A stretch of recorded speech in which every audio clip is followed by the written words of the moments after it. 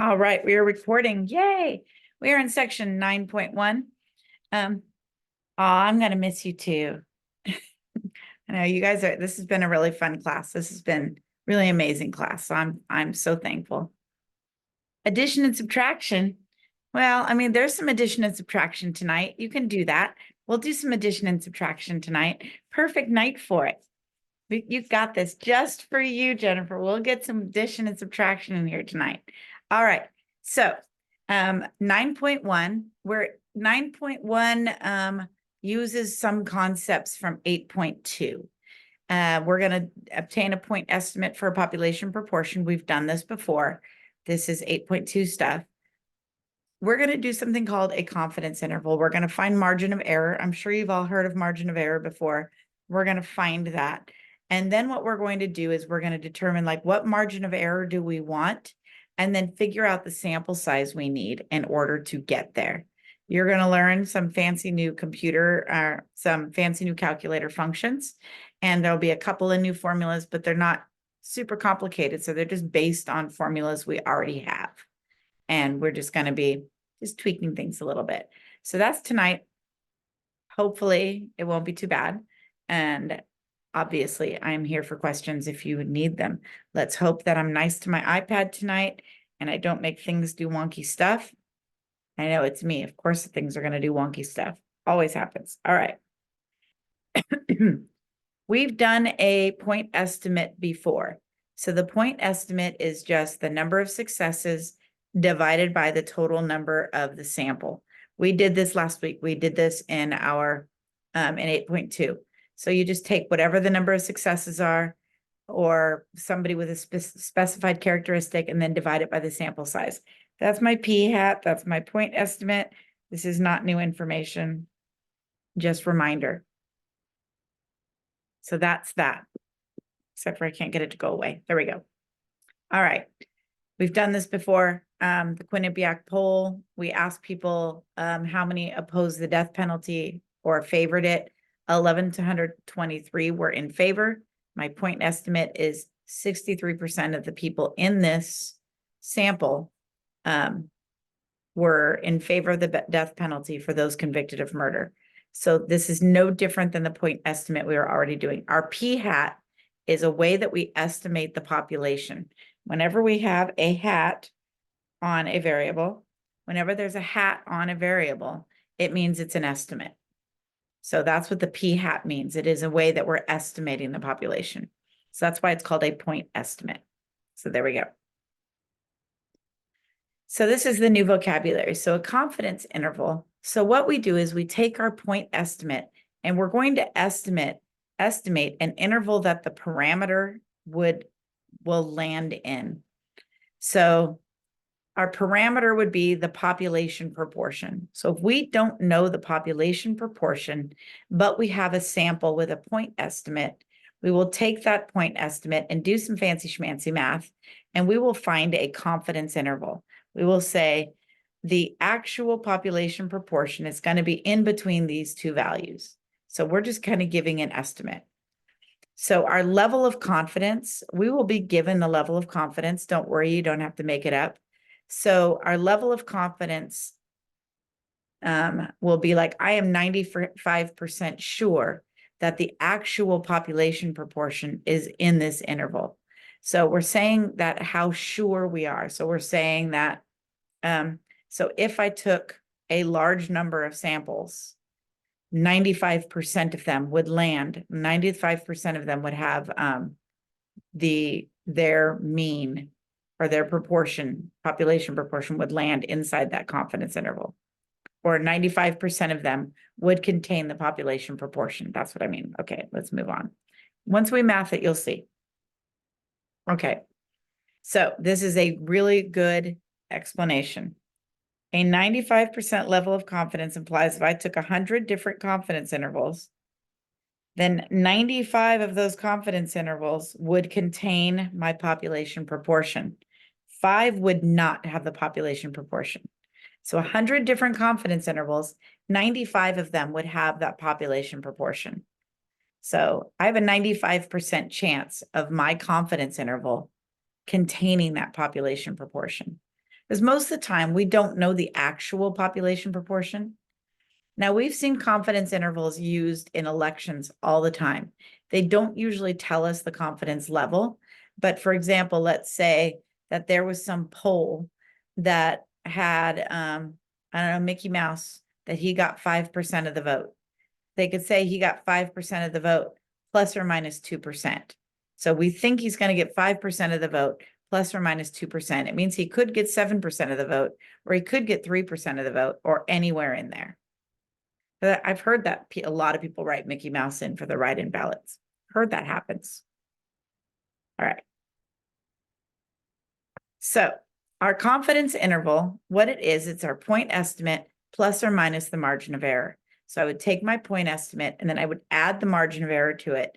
That gives me the top of the interval. Then I take the point estimate and subtract the margin of error, and that gives me the bottom of my interval. So for example, I draw my pretty curve. Well, that's actually a pretty good one. I like that one. So my point estimate would be right here. So this would be my p hat. And then I would subtract, this would be my p hat minus the margin of error. And this would be my p hat plus the margin of error. So if I was doing a 95% confidence interval, then I could be 95% sure that the population proportion is somewhere in there. So the actual proportion of people who have that, whatever that characteristic is, 95% chance it is inside this confidence interval, somewhere in here. Questions before I move on to math? Yeah, can you explain that one more time? I'm sorry, because I guess I get stuck because I'm still within that empirical rule and I'm like, so 95% of them are in the 68% part, and then I screw myself up. No, so the margin of error is going to differ depending on our sample size and our Okay. confidence level. So if I have a very large sample size, then it's going to give me a better confidence interval. And if I have a very like a smaller, like if I only need to be 80% confident, then my confidence interval is going to be really small because if I only have to be 80% confident. So we calculate our margin of error, and you'll see how we do that in a minute. Okay. And so it is not standard deviation. Margin of error has something to do with standard deviation, but it is not exactly standard deviation. So I take my margin of error and I add it to the point estimate, and I subtract it from the point estimate. So this isn't necessarily one standard deviation or two. In fact, it's going to have something to do with the 95% is going to matter. And then z scores and our standard deviation, don't worry yet. And what I'm saying is, based on my sample size and how confident I am, I create this interval, this space right here. And I am confident that my population proportion is somewhere in there. So let's just make up some numbers. Let's say that, I don't know, let's say Dwayne "The Rock" Johnson is running for president, just because I had to choose a random celebrity. Let's say that I took a poll, a big sample, and I took a poll, and in my poll, he was going to get 43% of the vote, so 0.43. And I have a margin of error that is 4%. So I would have 0.47 here, and I would have 0.39 here. Because of the margin of error that I calculated, and if I'm using a 95% confidence interval, I am 95% sure that the actual number of people that are going to vote for Dwayne "The Rock" Johnson is in between 39% and 47%, based on all of the math I did. Okay. Okay. Yeah, that does, because I'm looking at it and I just can't. I'm working on getting it out of my head of thinking all I can do is like empirical rule and standard deviations away from the mean, and so I just needed to get that out of my brain. Put the empirical rule in your pocket for right now. Okay, Put it in your that I pocket. can do. Just leave it in there. Just put it in your pocket. And if we need it later, I'll tell you to pull it out. But right now, just put it in your pocket. We're not Okay. going to look at it. Okay. So hopefully that Thank you. helps. You're welcome. We're going to do some addition and subtraction. Don't worry. We got that coming up. Y'all, we got that. All right, let's move on. Okay. So, as my level of confidence increases, my margin of error also has to get bigger, because like for a 95% confidence interval, I have a 95% chance of capturing the population proportion in my interval. But if I'm have to be 99% sure, my margin of error is going to have to be bigger. I'm going to have to make my interval bigger if I need to be 99% sure. So sample size is helpful, because as my sample size is closer or a bigger chunk of the population, my margin of error gets to be smaller, because I'm taking a bigger chunk of the population. So it's going to be more accurate. So sample size makes the margin of error smaller. Confidence level makes it bigger. And then standard deviation. If our population is super spread out, our interval is going to also be spread out. It kind of makes sense. So if our population's spread out, then my interval is going to be spread out. I mean, it just makes sense that way. Okay.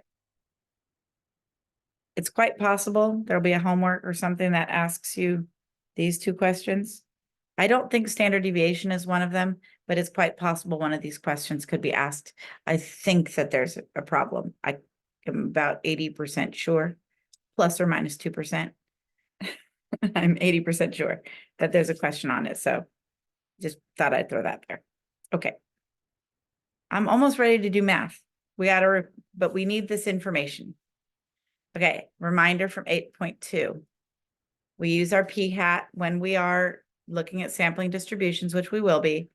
If our p-hat is approximately normal, we make the mean equal to the population proportion, or even the p-hat if that's all we have. This is what we use for standard deviation. This is actually not going to go away. Now that we're here, we'll also use it in chapter 10.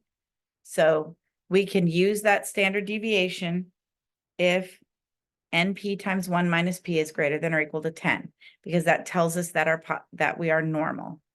If we have NP times 1 minus P is greater than or equal to 10, then our sampling distribution is normal or mostly normal. This is also important.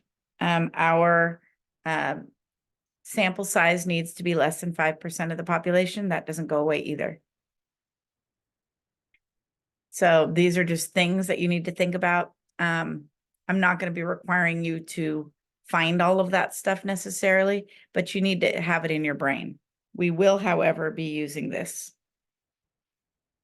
This will be used, this new standard deviation. We're going to keep using that. Okay. All right. This is how we calculate our margin of error. This is how we find our confidence interval. This piece right here, this is the standard deviation.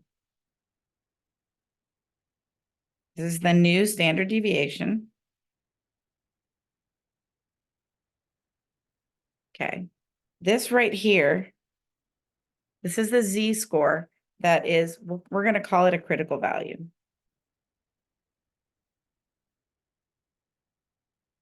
So based on what our confidence level is, we will find a z-score that goes with that. We are not going to use the empirical rule z-scores. Keep that in your pocket. Don't pull that out. We are not using those z-scores. We're going to use actual calculated z-scores, because remember, empirical rule is an estimate. So we're going to use actual calculated z-scores. To find the lower edge of our confidence interval, we take our p-hat, take the p-hat, which we are using as the mean, right? We're going to use this as the mean sub p-hat. We're going to take that p-hat, we're going to subtract this, which is the standard deviation we get from our confidence interval times, or sorry, the critical value we get from our confidence interval, that z-score, times the standard deviation. That's the margin of error. All of this right here, all of this right here, it reads a lot better on my TV at school. All of this right here, all of the yellow stuff is the margin of error. So basically what's happening is that the edges of our confidence interval are a certain number of standard deviations away from the p-hat, depending on our confidence level.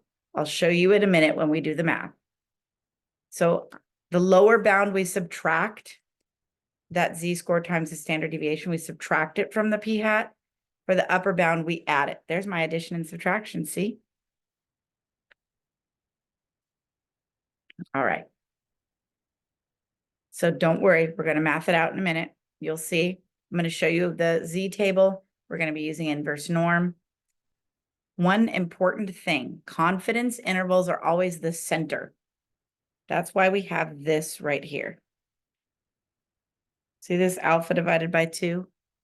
It's because it's the center. So if I had a 95% confidence level, boy, that's really ugly. That is the worst normal curve I've ever drawn, I swear. That's not much better, but we're going to call it good. So if I had a 95% confidence level, my 95% is in here, and I have 2.5% down here and 2.5% down here. That's why this is alpha divided by 2, because it is what the difference between 100% and 95% divided by 2. Yep. Did you see the addition and subtraction, Quentin? I see. Oh, you want 2 plus 2? I can't give you that. I can only give you this stuff right here. But you said addition and subtraction. I figured you can't be too picky. All right. So just like we were doing when you were finding like the center 30% or the center 88%, we're going to be finding based on the center 95%. That would be our confidence interval. We have the 2.5 above and the 2.5 below. All right. We got this. You guys got this. Let's go. Yeah, see this one, this is the picture from your book. I took a picture of it. This was back before I had a digital copy of your book. I actually took a picture of it with my phone and uploaded it. So this is a lovely picture, and I don't know what page it's on because I cut that part off, but this is directly in your textbook. But this right here, the Z sub alpha divided by 2, it's called the critical value because it tells us how many standard deviations we can be away from the mean or from the p-hat and still be inside my interval. So once we math it, you're going to be fine. But I liked this picture, so I kept it. All right. So the most used critical values are found at the bottom of your Z table. I have a picture of it here, but let me show you the actual table. So this is the Z table that I provided for you. This is the Z side of it. Down at the bottom of your Z table. It's also, if you have a textbook, you have a Z table in the back of your textbook also, just so you know. At the bottom of your Z table, these on the left are our most commonly used critical values. So if I have a 95% confidence interval, we're right here. So this right here is the actual Z-score for the edge of the middle 95%. It's 1.96. The empirical rule, we use 2 because it's close, but these are the most common. In your homework, you're going to see some that aren't this. Then you will need to use inverse norm on your calculator. So if I was to go to my calculator, because I have my calculator here, there's a little bit of a delay. So let's say we're looking for a 95% confidence interval and I needed a critical value. So you would not put 0.95 here. I'm going to put 0.975. We always use the positive Z-score. So it's okay if you put 0.025, but make sure that you make it positive. We always use the positive Z-score. Just keep the 0 and the 1 and hit enter. And see, this is 1.96. It is basically the same thing. If I rounded this, it rounds to 1.96, which is what they give us on our Z table. So okay, you lost me at the 0.975. Is that because we're taking the two ends like we're adding the one end of it and leaving the other one off? It's because I'm looking at this. I have 2.5% above and Okay. 2.5% below. So Oh, thank you. 100 minus 2.5 is 97.5. All right. Thank you. You are welcome anytime. I'm sure there was someone else with that same question in their brain. So perfect. So that's why I use the 0.975. Most of you don't have the center thing on yours. I did see somebody has center. If you have center, and I would put 0.95. And then when you go down here, you can go to center. It's going to give you the same thing. Most of you do not have center, so I generally don't use it. So left is default if you don't have center. So just do the 0.95 or 0.975. But so if they gave me 0.88, which I don't have on here, then I would do 100 minus 88, which is going to give me 12%. Divide that in 2. So 12 divided by 2 equals 6. So there's 6% above and 6% below. So you could do inverse norm with 0.06. Well, you could use inverse norm with 0.06, but make sure you're using a positive z-score. So just find the half. That's what the z-score, z sub alpha divided by 2 means. You're just taking half of that difference. Because technically, you don't need to write this down. Technically, this right here is alpha. Oops, that doesn't look like an alpha. That's an alpha, technically. And then we just divide it by 2 to get this. Okay. Let's go to math. You got this. All right. Okay. We already did this. We did this exact same thing. Okay. So we're going to construct a confidence interval. So in July of 2008, a Quinnipiac poll asked 1,783 registered voters nationwide whether they favored or opposed the death penalty for persons convicted of murder. 1,123 were in favor. We got our point estimate. I think it was 0.63. I'm going to make sure because you know what? It's the end of the school year. My brain is not quite fully operational. Yeah, it was 0.63. So we got that our p hat is 0.63. Which we're going to use for our mean. Our mu sub x bar is going to be 0.63, even though this is really what we're looking for. Okay. 90% confidence interval. We are constructing a 90% confidence interval. Therefore, I will need the new standard deviation. So my sigma sub p hat is going to be square root of 0.63 is 1 minus 0.63 divided by my sample size, which is 1783. I'm going to use my fancy schmancy to calculate this.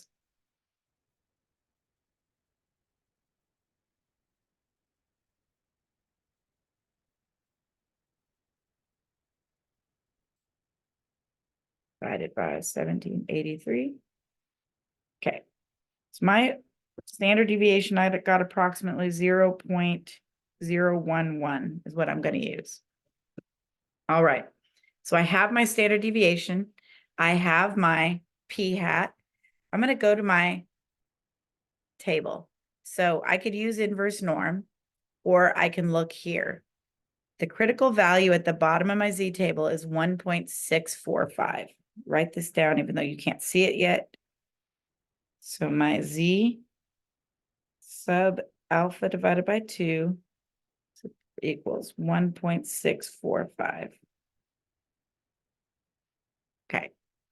I'm going to go to the inverse norm on my calculator. Remember, we are cutting in half the difference between the 0.9 and the 90% and the 100%. So I'm going to put either 0.05 or 0.95 in my calculator. Doesn't matter which one. I'll do 0.05. I do second vars, inverse norm.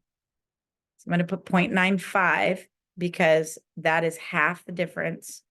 Do my left because y'all don't have center. I got the same value that's at the bottom of my z table, 1.645. I don't know why this one rounds to 3 decimal places and the rest round to 2. I have no idea why. I just go for it. But pay attention in my open math, because frequently it will tell you to round the critical value to 2 decimal places. So the 1.645, you'll need to change it. And so make sure that you're paying attention to that. All right. So I've got my Z-score.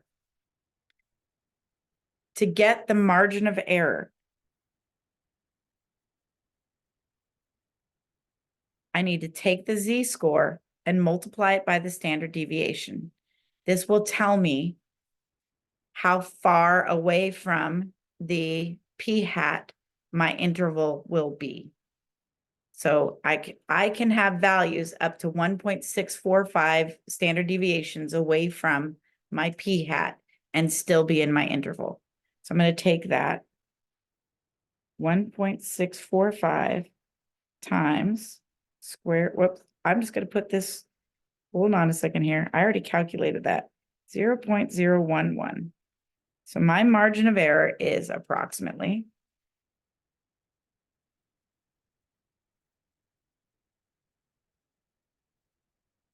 0.018.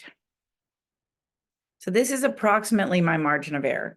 This number tells me that values 1.8% above and below my p-hat are good. Make sure I count. I know that this might make people mad, but is there a way that you can take the formula and plug in the values for each of those so that I can write it down so I know where everything goes? Well, I have this right here. I did this right here. Is that not what you mean? And then No, I guess we do. The 0.63 is the p-hat. Yes. And then you're timesing that by the z-score and then the standard deviation formula. Right. Yeah. Okay. Never mind. I just calculated them separately. If you look on the next one, when we get to the next page, it gives everything like all at once. The thing I don't like about it is it's kind of like overload because it has everything on one page and I'm not walking through it and talking you through it. But the next page is going to be at like maybe a better picture for you. So just once I get through this, you should be able to see it. Inverse norm with 95 because it's the center 90%. So if I drew my thing, the center 90%. So I have 5% down here and I have 5% up here. Yeah, that's why we do the 95. I'm gonna erase So that. we're just, on that one, we're just working with the middle and then up to the top, like, so just the 95%, or just, it's just the half. We're doing 95 because this is a 90% confidence interval. And so then you have the 10%, we're dividing that in two and we're taking one of that and adding it to the 90. Yes. Okay. Got it. Thank you. Yeah, good. Okay. So now we're down to it. So there's a couple of different ways you're going to answer questions in your homework. One way would be to say 0.63 plus or minus 0.018. This is one way we answer the questions. This is the p-hat plus or minus our margin of error.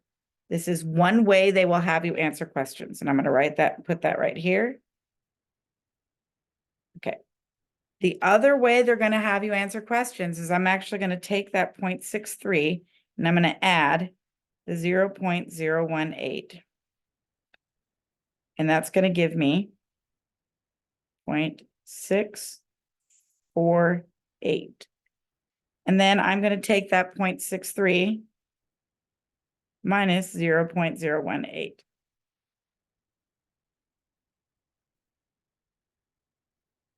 Which is whoops, I don't want to put the 0 there, 0.612.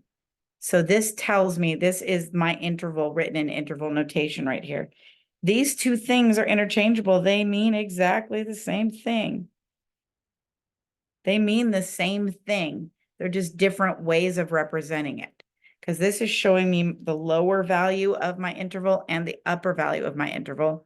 This one just tells me that I can add or subtract that 0.018 from p-hat. So these are two different ways depending on how they ask you to enter it. Okay, I'm gonna, before I pop over to everything all at once on the page, any questions? Okay. All of it's going to be on one page now. All right. So do I have all of it? See, this doesn't even have the answers. It's supposed to have the answers on it. I don't know what happened. They were on there. They were all on there. I'm just going to type it in. I have them on my printout, so they're Yeah. on the printout. So, well, the thing is sometimes when I convert it, I'm going to try to get to the other thing. Sometimes when I convert it to a different format in order to show it on my screen, it'll just decide that it doesn't want to play nice anymore. So I'm going to open up my printout. Yeah, it changing between formats sometimes causes problems. And so I'm going to fix those problems by writing it on there. That was your P hat, Clemencia. Okay. Okay, so I'm gonna, oh, see, it's not even on here. The heck? I don't know. Where is the, I am totally having issues. Aha. Okay, I have the PowerPoint now. I opened up the PDF, which is exactly what I'm working on right now. It's opening. Open, open, open. Yeah, see, that's funny because it's not on this either. Oh, I see the problem. Aha. Animations. Okay, so this is the way that the setup looks like on the PowerPoint if you don't have it printed out. Note to self for next term, fix that.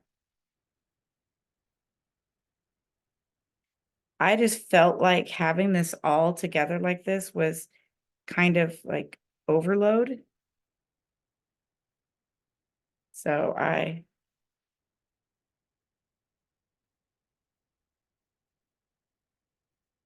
it was a lot. It's just, to me, it's a lot, but some people like it and that's fine. And minus 0.63 divided by 1783, approximately 0.65. They rounded theirs a little differently than I did, but this is how they did theirs.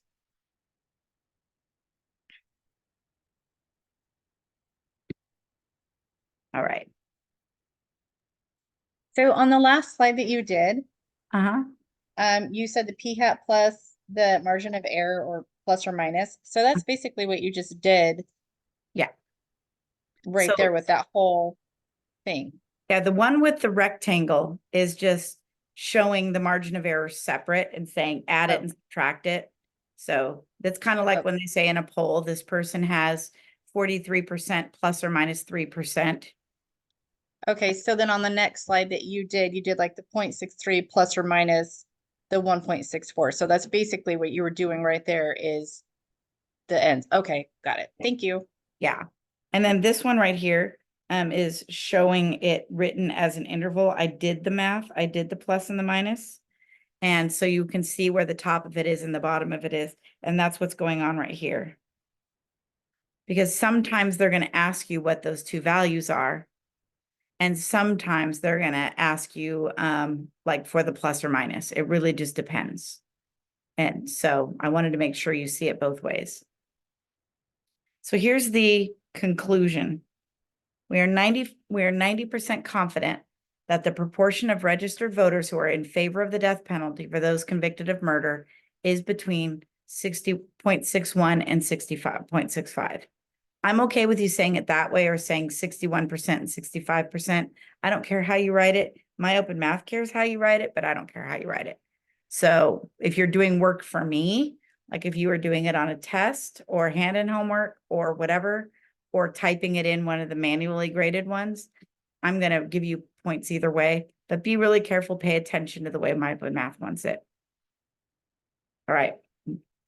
I think we have another one. Yes, we do. So let's do another one. So the Gallup organization conducted a poll in which a simple random sample of 1,016 Americans 18 or older were asked, do you consider the amount of federal income tax you have to pay is fair? 558 said yes. We're going to obtain a 95% confidence interval for the proportion of Americans who believe that the amount of federal income tax to pay is fair. So I'm just going to tell you this is less than 5% of the population. Believe me that NP times 1 minus P is greater than or equal to 10. We're going to call that good.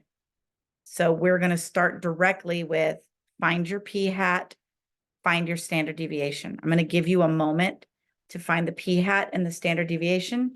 And if you're feeling even a little bit brave, go ahead and find your critical value, which is that Z score.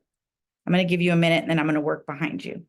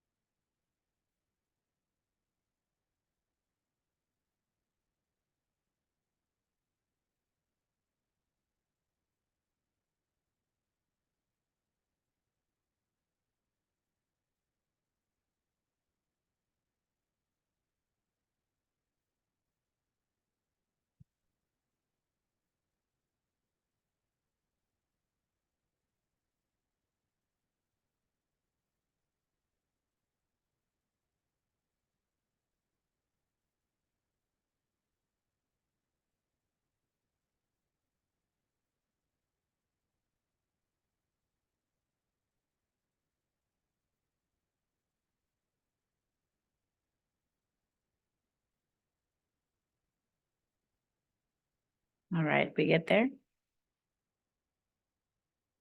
Make sure you tell me if I mathed wrong because it does happen occasionally.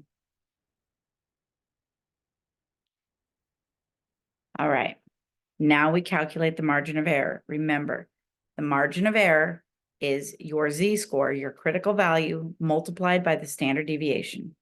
That will be your margin of error. So go ahead and calculate that if you haven't already.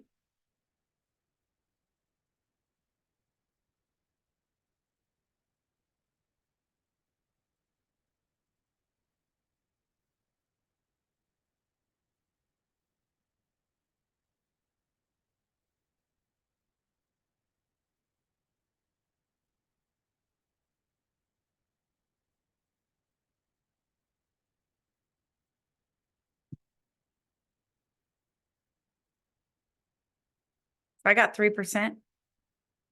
Okay, yeah. You rounded a little differently than I did, but it's beautiful, Quentin. Beautiful. Because I was lazy, but you did great. So my margin of error is 3%. So you can either put 0.55 plus or minus 3%, or whoops, that's not like that, 0.03, or you could do 0.52 to 0.58. Or you can be a little bit more specific, a little bit more accurate and do like Quentin did and go out 3 decimal places, but I was being lazy. So there you go. I do that sometimes. Sometimes just don't listen to me. But both are correct. It depends on how the computer wants it. Yeah. So you can say, we are 95% confident that the actual percent of people who believe the amount of federal income tax that they have to pay is fair is between 52 and 58%.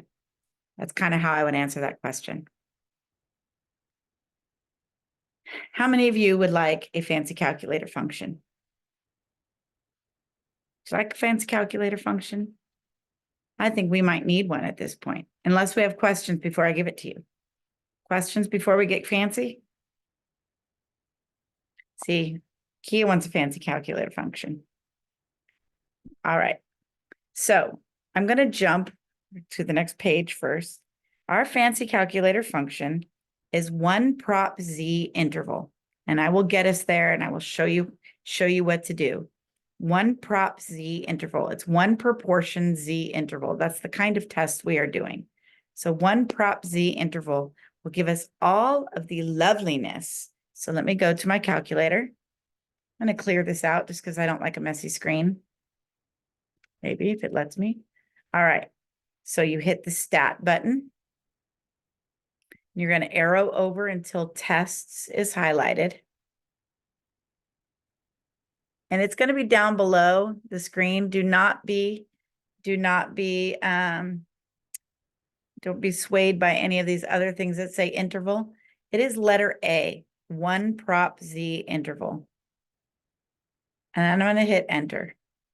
It asks me my number of successes, which was 558. My sample size, which was 1,016. And my confidence level, 0.95. This is all it asks you. The number of successes, the number of the sample size, and then your confidence level. And we calculate that, and it gives me my confidence interval. What it will not give you, it will not give you your margin of error by itself. I'm going to write this down because I want to show you how to get the margin of error by itself.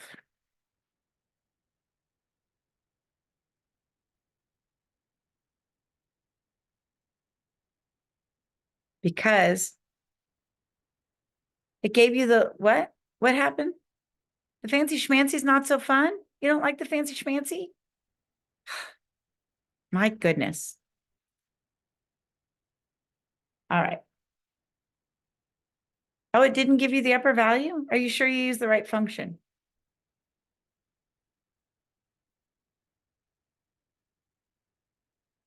I don't know what's going on. One prop Z in.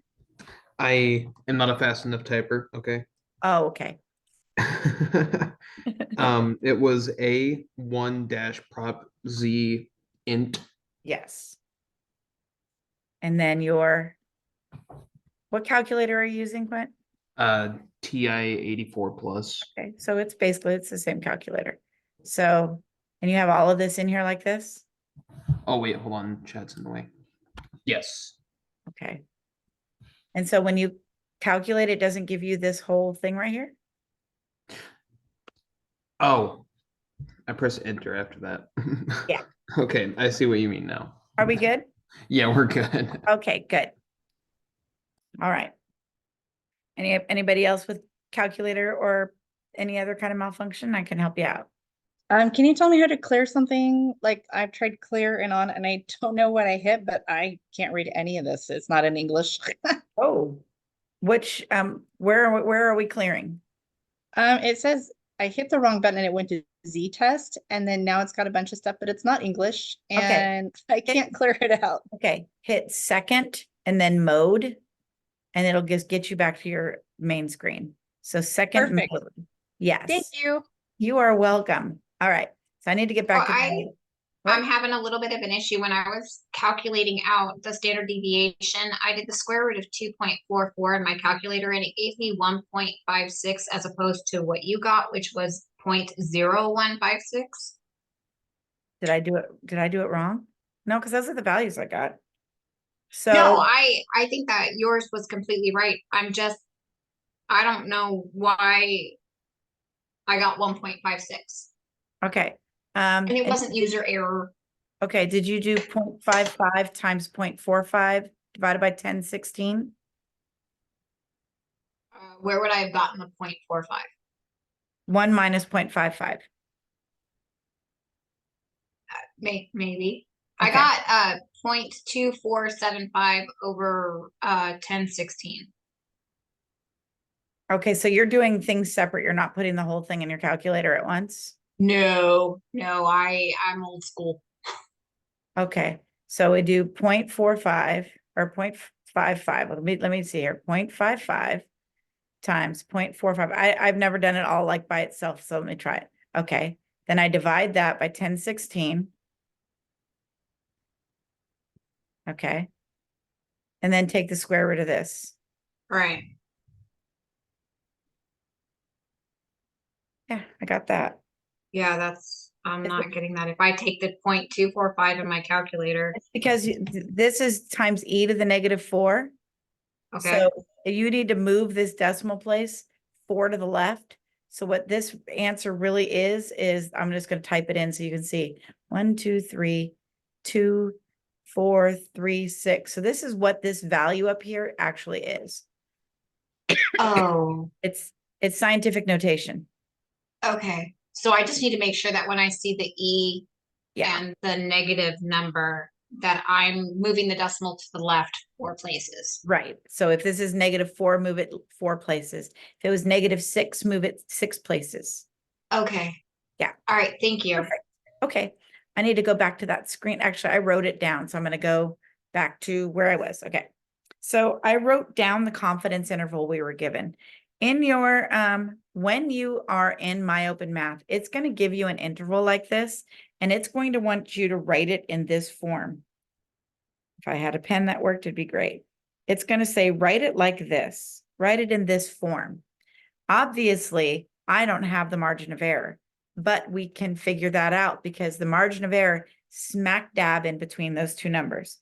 So if I take these two numbers and I add them together and divide by 2, it's going to give me the number it's going to give me that margin of error.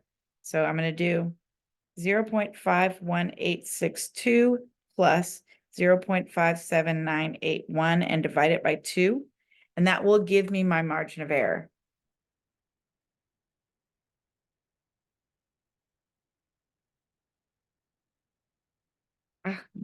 My grandchild and his sticky fingers on my calculator. Here. I don't know what I did. Okay, there we go. Divide that by 2. So my margin of error is 0.549. And it gave me, my calculator back here, gave me, except for I can't find it now because I'm on the other screen. Ugh. Okay. It gave me the p-hat, but let me find it. Wait, sorry, I just lied to you. This number here is the p-hat. Man, I am losing my brain. This is the p-hat. Y'all should have told me. Okay, maybe you didn't know. Okay, so this gives me the p-hat. I lied to you. Then you can subtract the p-hat from this number to get the margin of error. Okay, one more time. To get the p-hat, add those two numbers together, divide by 2. Obviously, our calculator told us what the p-hat was, but your My Open Math will not tell you. Then I'm going to take, but I need a pen on 0.579, and I'm going to subtract 0.549. So my margin of error is 0.03. So this is what you would put into My Open Math. So the margin of error is the number smack dab in the middle. No. The p-hat's the number smack dab in the middle. Add them together, divide by 2. If you don't already have it on your calculator, then subtract that number from the upper value to get your margin of error. Okay. But one prop Z interval is wonderful. One of the things, so sometimes they won't give you, so if I said that, okay, so what was my p-hat? So I might say I took a poll of 1,016 people, 55% of them said that their federal income tax was fair. If I put this in my calculator, times 0.55%, I'm going to get that is, times 55%, Claes, geez. 55% of 1016 is not a whole number. It is not a whole number. Therefore, sometimes you got to do a little bit of rounding. So I would probably just say, oh, this is probably about 559, because if you're using one prop Z int, they will not take, they wouldn't take a decimal. It's going to yell at you and give you an error. So you try 559, and then if my open math doesn't like that number, go back and try 558, or just calculate it by hand. All right. Let me go back to the screen. We're doing great. We're on slide 17, but this is going to go pretty fast because we already had this. This is margin of error. I already gave you this. We have this formula. So we're good. All right. Sometimes we have a specific margin of error we would like. And we know the confidence level we need, and we know the margin of error. Therefore, we need to calculate what sample size we need. So like saying, maybe I want a 3% margin of error and I want a 95% confidence interval. What sample size do I need to get that? So we can calculate sample size using this formula right here. The problem is this formula uses p hat. If we haven't taken a sample yet, we don't know p hat. Therefore, there's two different ways that we can use this depending on whether or not we have other information. So you're going to write this formula down and we will work this out. So the two possible solutions. We can look at an earlier study or a pilot study to say, hey, this is approximately what it is, but I don't know what it actually is, but this is probably pretty close. So use that. Or if you don't have any previous estimate, then just use 0.5, because that's going to give you the largest possible value. So either use the pilot study or use 0.5. And it'll tell you in the problem, you will know, because it'll say a previous study said that 66% of all people believe this way. Then you would use that value. If there's no previous study, just use 0.5. We're going to map this out. Hopefully this will be fun. There's no fancy schmancy calculator function for this. It's just straight on algebra. All right. One important thing, we always round up to the next integer with sample sizes, because if I got an answer for a sample size that was 858.2, I know that we would be tempted to round it to 858, but 858 wouldn't be enough, because I need at least 858.2. So we would round up to 859. Always round up. Always, always. I'm going to write it down. Always round up. I like to use the analogy of school buses. So if I'm taking 265 kids on a field trip, each bus holds 50 kids. I can't just do 5 buses. I have to have a 6th bus, because I can't put those 10 kids on another bus and still be legal, even though they would do it anyway. But I need to have that extra bus because I need to fill up that overflow, or can only put 50 on a bus. I can't leave those 10 kids behind unless they're the really annoying ones, and then we just leave those behind. Kidding. All right. So 0.5 times 0.5 is 0.25. So if you just want to throw that in there, that's fine. Otherwise, if that's going to confuse you, just use 0.5 times 0.5. Let's do an example. A sociologist wanted to determine the percentage of residents of America that only speak English at home. They want their margin of error to be within 3 percentage points. We want a confidence, 90% confidence interval.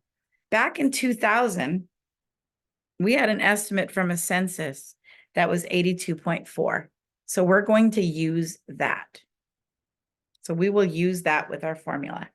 So remember, our formula is p hat times 1 minus p hat times z sub alpha divided by 2 over our margin of error squared. Okay. Our previous studies is 82.4%. So I'm going to do 0.824 times 1 minus 0.824 times, for a 90% confidence interval, I'm going to go back to my table. 90% is 1.645. 1.645 divided by a 3% margin of error squared. You can put this entire thing in your calculator at once, basically just as it looks. You can put the whole thing in there. Do that right now. 0.824, open parenthesis, 1 minus 0.824, close my parenthesis, open another parenthesis, 1.645 divided by 0.03, close my parenthesis, hit the x squared button, hit enter. I got 436.04. That is so close to 436 that we would love to just use 436, but alas, we cannot. We need to round up. So it would be 437. So our N, our sample size, would have to be 437. Questions?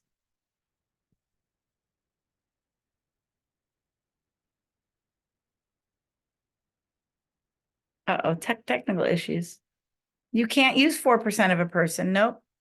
Nope, nope, nope. Ask their one of their feet. So I think that it's all right here.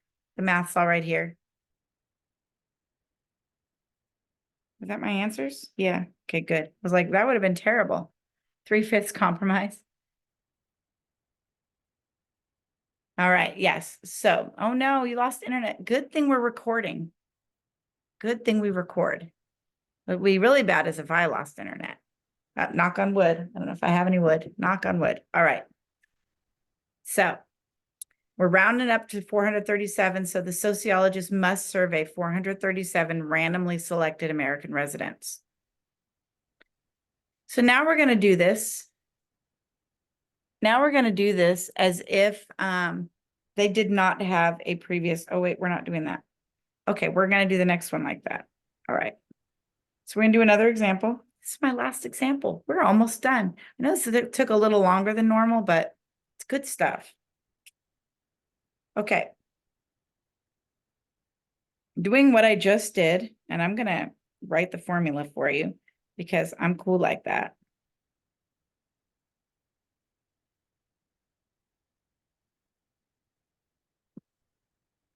Okay. So an economist wants to know if the proportion of US population who commutes to work via carpooling is on the rise. We want to know what size sample we need if we want an estimate within 2 percentage points of the true population with a 95 or a 90% confidence interval. If we use a 2000 estimate of 10%. So remember back here with the 90%, it's 1.645 is our z-score. I'm going to write that down because I want you to calculate this.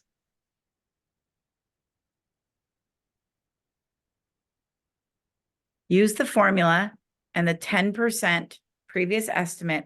Would like you to try to calculate the sample size. I will work behind you quietly.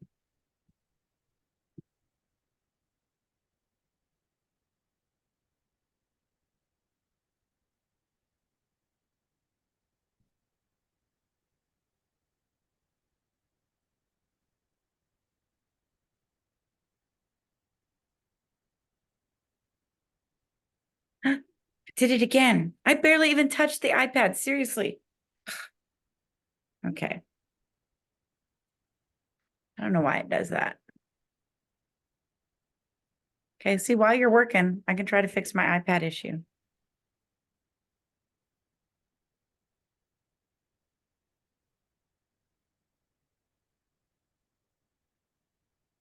There I am.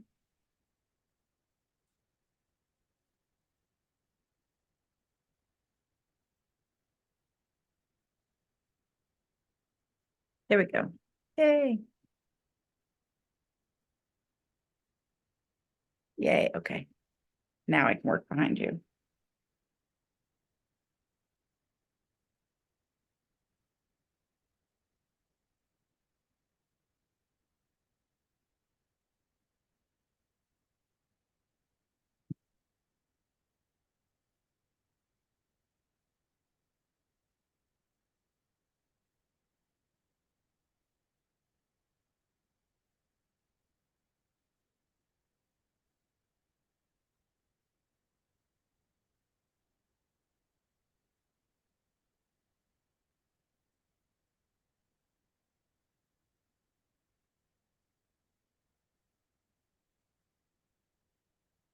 How'd we do?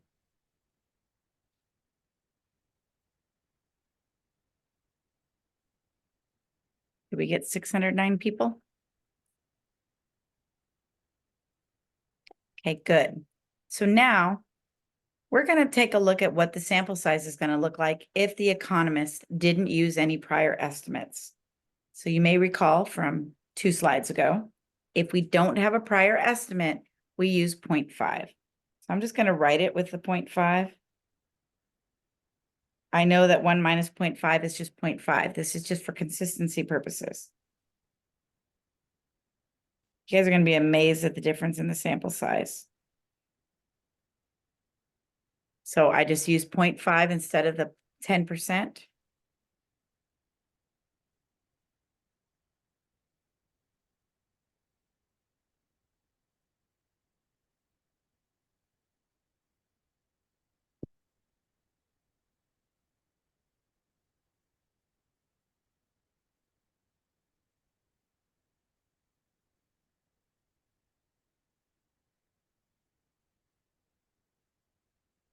So he would have to poll 1,692 people for if he did not have a prior estimate.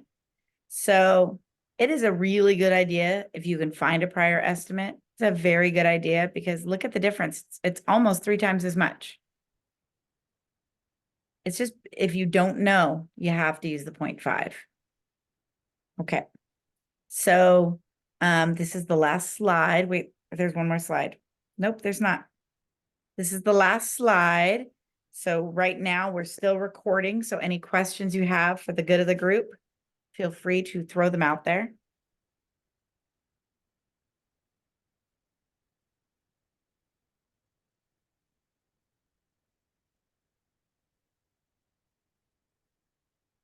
All right.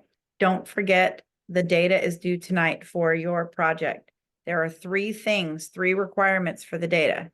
And if you didn't look back at the final project sheet, there are 3 things that are required for today's assignment. I don't want it fancy. Please don't do some big super, like don't write me a bunch of paragraphs and put it all in formatted. I don't need graphs. I don't need tables. All I need is the raw data and then address those 2 prompts. That's all I want. And the 2 prompts, just type them directly into your Excel. They don't need to be anything crazy. So I've had people write me like 2-page essays on it. And I'm like, man, I don't want you to put that much work into it. Just raw data and then the 2 prompts. I mean, if you've already written it all, go ahead and put it in, but it doesn't need to be crazy. Did you write me a 2-page? I haven't looked at anybody's yet, so it's okay. And it's okay if you did. It might actually make it easier for you when it comes to writing your paper later. So it could actually work out well for you if you did something super crazy. It doesn't need to be super, super crazy, but if you did, that's fine. I'll read it and I will still give you feedback if necessary and all of that. Sometimes I don't give feedback because sometimes it's like this person is on it and they've got it. And I'm like, they don't need any feedback. They did a really great job. And so sometimes I'll just move on, especially if you already had a project proposal. If you gave me a project proposal, then and I left you feedback on the project proposal, you may not get feedback on the data. If you didn't give me a project proposal and the data is the first time I'm seeing what you're doing, I'll probably give you feedback. All right. So I'm gonna stop recording. Stop.